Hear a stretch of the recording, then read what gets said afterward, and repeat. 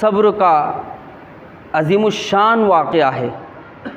کس طرح اللہ کی رضا کے لیے ایک صحابیہ جن کا نام حضرت سلیم رضی اللہ تعالی عنہا تھا، انہوں نے صبر کا مظاہرہ کیا۔ اللہ رب العالمین نے پھر اپنی اس بندی کو کیسے خیر و برکت سے نوازا۔ آئیے واقعہ سنتے ہیں۔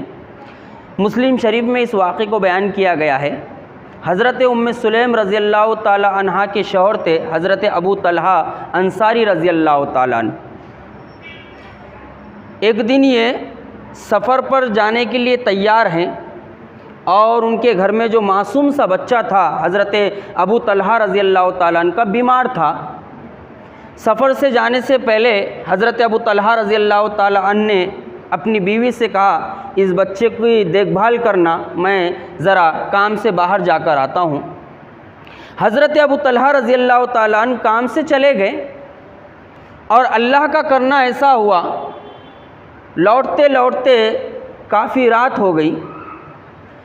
ان کے لوٹنے سے پہلے موت کا فرشتہ آیا اور موت کا فرشتہ آ کر اس بچے کی روح کو لے کر چلا گیا۔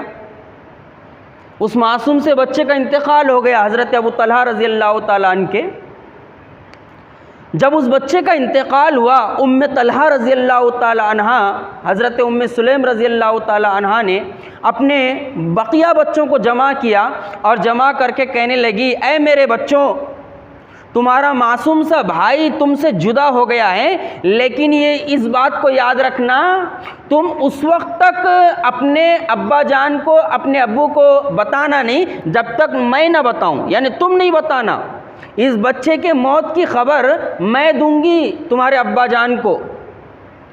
جب حضرت ابو طلحہ رضی اللہ تعالیٰ عنہ گھر آئے اور کھٹکا دیے، جب حضرت سلیم رضی اللہ تعالی عنہا نے دروازہ کھولی تو حضرت ابو طلحہ رضی اللہ تعالی عنہ نے پوچھا ہمارا بچہ کیسا ہے؟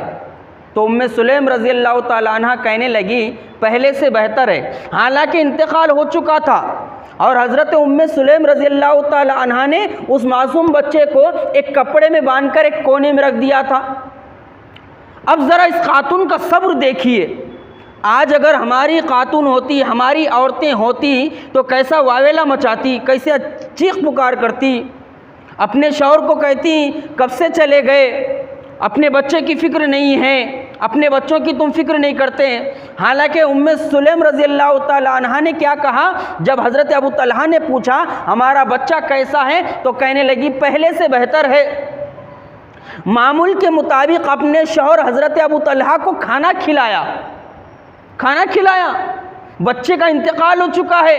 اس خاتون کا صبر دیکھیے، اس خاتون کا صبر دیکھیے ذرا، اپنے شوہر کو معمول کے مطابق کھانا کھلایا اور کھانا کھلانے کے بعد اس شوہر کے لیے بنی سنوری اور بننے سنورنے کے بعد اس شوہر کے ساتھ رات گزاری، یعنی ہم بستری بھی کی۔ اور جب فجر کا وقت ہو گیا، حضرت ابو طلحہ رضی اللہ تعالیٰ عنہ غسل کر کے فجر کی نماز کو جانے کے لیے تیار ہوئے تو حضرت سلیم رضی اللہ تعالیٰ عنہ نے پوچھا اے ابو طلحہ میں آپ سے ایک بات پوچھنا چاہتی ہوں۔ کہا اے طلحہ پوچھو کیا پوچھنا چاہتی ہو؟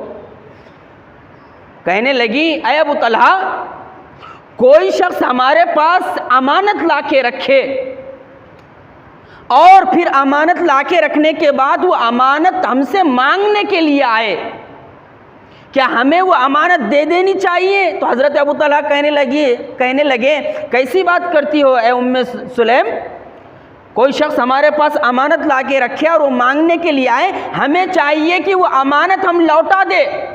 تو سلیم رضی اللہ تعالیٰ عنہ کہنے لگی ہمارا بچہ اللہ کی امانت تھا، اللہ تعالیٰ نے وہ امانت ہم سے لے لی، یعنی ہمارے بچے کا انتقال ہو گیا۔ جیسے ہی حضرت ابو طلحہ نے سنا کہ معصوم سا بچہ جو طبیعت خراب تھی جس کی اور وہ بچہ انتقال کر گیا ہے، ایک دم غصے سے لبریز ہو گئے، غصے میں آ گئے اور کہنے لگے اے سلیم تو نے اپنے بچے کے انتقال کی خبر مجھے سنائی نہیں، تو نے مجھ کو کھانا کھلایا، میں نے تیرے ساتھ رات گزاری اور اب تو کہہ رہی ہے کہ ہمارا بچہ انتقال کر گیا ہے۔ اللہ کے رسول صلی اللہ علیہ وسلم کے پاس روتے ہوئے گئے اور یہ کہتے ہوئے گئے، اے ام سلیم، میں اللہ کے رسول کے پاس جا کر تمہاری شکایت کروں گا کہ میری بیوی نے میرے ساتھ ایسا ایسا معاملہ کیا ہے، میرا معصوم سا بچہ انتقال کر گیا، لیکن مجھے رات کو بتانے کے بجائے یہ مجھے فجر کو بتا رہی ہے۔ اللہ کے رسول صلی اللہ علیہ وسلم کے پاس روتے ہوئے گئے اور روتے ہوئے جا کر حضرت ابو طلحہ نے اپنی بیوی ام سلیم کی شکایت اللہ کے رسول کے پاس کی اور پورا واقعہ سنایا۔ اللہ کے رسول صلی اللہ علیہ وسلم نے فرمایا، اے ابو طلحہ، تمہاری بیوی نے بہترین صبر کا مظاہرہ کیا ہے، تمہاری بیوی نے بہترین صبر کا مظاہرہ کیا ہے، شاندار صبر کا مظاہرہ کیا ہے۔ پھر اللہ کے رسول صلی اللہ علیہ وسلم نے فرمایا، اے ابو طلحہ، اپنی بیوی کو نہ ڈانٹو، اپنی بیوی کو غصہ نہ کرو، اپنی بیوی کے اوپر غصہ نہ جتاؤ، کیونکہ اس نے بہترین صبر کا مظاہرہ کیا۔ پھر اللہ کے رسول نے دعا بھی دی، اے ابو طلحہ، اللہ تمہاری رات میں برکت عطا فرمائے، جو رات تم نے گزاری ہے۔ جب ام سلیم رضی اللہ تعالی عنہا نے اللہ کی رضا کی خاطر صبر کا مظاہرہ کیا تو اللہ رب العالمین نے صلہ بھی کیسے دیا، بدلہ بھی کیسے دیا۔ اللہ کے رسول نے جو دعا فرمائی، اللہ تمہاری رات میں برکت عطا فرمائے جو رات تم نے گزاری ہے۔ لکھنے والوں نے لکھا ہے کہ وہ رات جب گزری تو حضرت ام سلیم رضی اللہ تعالی عنہا کو حمل ٹھہر گیا، اور جب حمل ٹھہر گیا اور جب بچہ پیدا ہوا تو حضرت ام سلیم رضی اللہ تعالی عنہ کہنے لگی، جب حضرت ابو طلحہ نے کہا اپنے معصوم سے بچے کو دودھ پلاؤ، کہنے لگی میں اپنے بچے کو اس وقت تک دودھ نہیں پلاؤں گی جب تک میرے نبی کا لعاب، میرے نبی کا تھوک میرے بچے کے منہ میں نہ چلا جائے۔ کیا محبت تھی دیکھیے نبی سے، اس کو کہتے ہیں محبت، اسے کہتے ہیں حب نبی، نبی سے محبت کرنا۔ کہنے لگی، اے ابو طلحہ، میں اپنے اس معصوم سے بچے کو اس وقت تک دودھ نہیں پلاؤں گی جب تک میرے نبی کا لعاب میرے بچے کے منہ میں نہیں چلا جاتا۔ حضرت ابو طلحہ رضی اللہ تعالیٰ عنہ اپنے معصوم سے بچے کو گود میں اٹھا کر اللہ کے رسول کے پاس لے کر گئے اور کہنے لگے، اے اللہ کے رسول صلی اللہ علیہ وسلم، میری بیوی ام سلیم کہہ رہی ہے کہ جب تک آپ تہنیک پیش نہیں کر دیں گے، آپ تہنیک نہیں کریں گے، یہ اپنے بچے کو دودھ نہیں پلائیں گی۔ تہنیک کسے کہتے ہیں؟ کسی متقی پرہیزگار انسان سے کوئی میٹھی سی چیز چبوا کر پیدا ہونے والے بچے کے منہ میں ڈال دینا، یہ تہنیک کہلاتا ہے۔ اللہ کے رسول نے فرمایا، اے ابو طلحہ، ساتھ میں کیا لائے ہو؟ تو ابو طلحہ کہنے لگے، اللہ کے رسول، اجوا کھجور لایا ہوں۔ اللہ کے رسول صلی اللہ علیہ وسلم نے اجوا کھجور کو اپنے منہ میں چبایا، اور جب منہ میں چبایا تو اس اجوا کھجور میں آپ کا تھوک مل گیا، اور آپ نے وہ اجوا کھجور اس معصوم سے بچے کے منہ میں ڈالی اور وہ میٹھی چیز پا کر چبانے لگا۔ تو اللہ کے رسول صلی اللہ علیہ وسلم نے فرمایا، انصار کے بچے کھجور تو بڑے شوق سے کھاتے ہیں۔ جب اللہ کے رسول صلی اللہ علیہ وسلم نے اس بچے کے منہ میں چبا کر کھجور ڈالی اور جب حضرت ابو طلحہ اس بچے کو لے کر گئے، پھر حضرت ام سلیم نے اپنے بچے کو دودھ پلایا، اور علماء اکرام نے لکھا ہے کہ ابو طلحہ نے فرمایا، اے اللہ کے رسول صلی اللہ علیہ وسلم، اس بچے کا نام بھی رکھ دیجئے۔ تو اللہ کے رسول صلی اللہ علیہ وسلم نے اس بچے کا نام عبداللہ رکھا، عبداللہ رکھا۔ اور تاریخ گواہ ہے، یہ جو عبداللہ پیدا ہوئے تھے حضرت ابو طلحہ رضی اللہ تعالیٰ عنہ کے گھر، اس بچے کے انتقال کے بعد جس پر حضرت ام سلیم نے صبر کا مظاہرہ کیا تھا، اس ابو طلحہ کے گھر بولتے ہیں، علماء اکرام نے لکھا ہے، تاریخی شواہد موجود ہیں کہ عبداللہ کے گھر 9 لڑکے پیدا ہوئے، 9 لڑکے پیدا ہوئے، اور یہ 9 کے 9 حافظ قرآن تھے۔ یہ واقعہ ہے حضرت ام سلیم رضی اللہ تعالیٰ عنہ کے صبر کا واقعہ، شاندار واقعہ، کہ کس طرح حضرت ام سلیم رضی اللہ تعالیٰ عنہ نے صبر کا مظاہرہ کیا، اللہ کی رضا کو اپنی رضا بنایا، وائویلا مچانے کے بجائے، چیخ پکار کرنے کے بجائے، نوحہ کرنے کے بجائے، کپڑے پھاڑنے کے بجائے جب انہوں نے صبر کا مظاہرہ کیا تو اللہ رب العالمین نے اس صبر کرنے کی وجہ سے انہیں کس طرح دنیا میں بدلہ عطا فرمایا۔ اس لیے ہمیں بھی چاہیے کہ مصیبتوں اور پریشانیوں پر ہم واویلا کرنے کے بجائے صبر کا مظاہرہ کریں۔ ہاں، ہم صحابہ اکرام کی طرح صبر نہیں کر سکتے، ان کا جو صبر تھا بہت ہائی کوالٹی کا تھا، بہت اونچا صبر تھا، لیکن مجھے اور آپ کو چاہیے ہم اللہ کی رضا کی خاطر صبر کا مظاہرہ کریں، اور وہ صبر کریں جو قرآن و سنت میں بیان کیا گیا ہے۔ اس واقعے کے بعد آئیے ایک چھوٹی سی حدیث میں آپ کو صبر کے تعلق سے سنا دیتا ہوں تاکہ بات اور اچھے طریقے سے واضح ہو جائے۔ حضرت ابو ہریرہ رضی اللہ تعالیٰ عنہ سے روایت ہے کہ رسول صلی اللہ علیہ وسلم نے فرمایا کہ اللہ تعالیٰ فرماتا ہے کہ میرا وہ مومن بندہ، دیکھیے اللہ تعالیٰ فرماتا ہے میرا وہ مومن بندہ جس کی محبوب ترین چیز میں لے لوں، جس کی محبوب ترین چیز میں لے لوں، چاہے وہ محبوب ترین چیز بچہ ہو، اولاد کی شکل میں ہو، بیوی کی شکل میں ہو، ماں باپ کی شکل میں ہو، یا کسی اور چیز کی شکل میں ہو، اللہ کے رسول صلی اللہ علیہ وسلم فرما رہے ہیں میرا وہ مومن بندہ جس کی محبوب ترین چیز میں واپس لے لوں لیکن وہ اس پر ثواب کی نیت سے صبر و رضا کا مظاہرہ کرے۔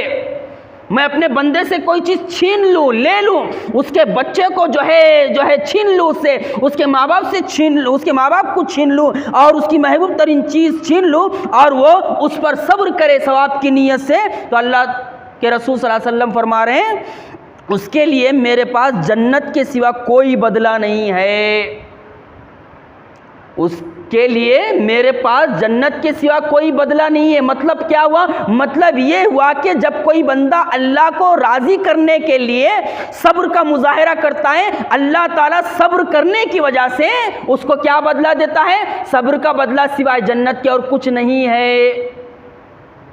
یہ بخاری شریف کی روایت ہے۔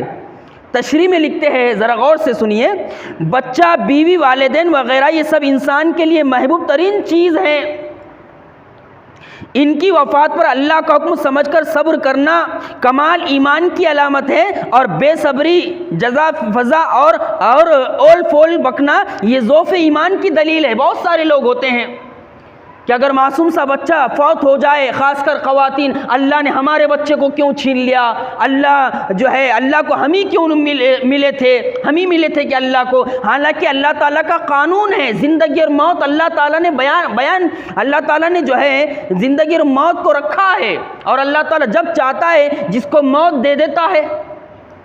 ایک ایمان والے کو چاہیے اس کے اوپر کوئی مصیبت اور پریشانی آئے تو اللہ کی رضا کی خاطر صبر کا مظاہرہ کرے، اول فول نہ بکے، اپنی زبان سے ایسے الفاظ نہ نکالے جو اللہ کو ناراض کرنے والے ہو۔ اور جب بندہ اللہ کی رضا کی خاطر صبر کرتا ہے تو پھر اللہ تعالیٰ اس کو دنیا اور آخرت میں بہترین صلہ عطا فرماتا ہے۔ اس لیے ہمیں چاہیے کہ ہمارے اوپر کوئی مصیبت پریشانی آ جائے تو ہم صبر کا مظاہرہ کریں۔ پھر وہ لکھتے ہیں اول فول بکنا ضعف ایمان کی دلیل ہے۔ پہلی بات کا صلہ جنت ہے اور دوسری بات اللہ کی ناراضگی کا باعث ہے، یعنی جو صبر کا مظاہرہ کرے گا کسی مصیبت اور پریشانی کے وقت میں اللہ تعالیٰ اس کو جنت عطا فرمائے گا، اور جو بے صبری کا مظاہرہ کرے گا، اپنی زبان سے ایسے الفاظ نکالے گا جو اللہ کو ناراض کرنے والے ہوں، تو کیا ہوگا؟ یہ اللہ کی ناراضگی کا باعث ہوگا۔ تو یہ واقعہ ہمیں بتاتا ہے کہ ہم اللہ کی رضا کی خاطر صبر کا مظاہرہ کریں، اور یہی حکم اللہ رب العالمین نے اپنی آخری کتاب میں بھی بیان فرمایا ہے۔ اور وہ بیان کیا فرمایا ہے؟ بیان یہ فرمایا ہے کہ اے ایمان والو صبر کرو، اے ایمان والو صبر کرو اور جمے رہو اور ڈٹے رہو۔ یہ آج کا واقعہ میں نے آپ کے سامنے رکھ دیا ہے۔ اللہ رب العالمین سے دعا ہے کہ اللہ رب العالمین ہمیں صبر کے حقیقی معنی سمجھنے اور حقیقی صبر کرنے کی توفیق عطا فرمائے۔ اپنی زبان پر یا اللہ مشکل اور پریشانی کے وقت ایسے جملے ہم نہ لائیں جس کی وجہ سے اللہ کی ناراضگی ہم مول لیں۔ ہمیں اللہ رب العالمین ہمیں توفیق عطا فرمائے کہ ہم ہر حال میں اللہ کا شکر ادا کرے اور صبر کا مظاہرہ کرے۔ ربنا لا تزغ قلوبنا بعد إذ هديتنا وهب لنا من لدنك رحمة إنك أنت الوهاب ربنا اصرف عنا عذاب جهنم إن عذابها كان غراما وما علينا إلا البلاغ والسلام عليكم ورحمة الله وبركاته۔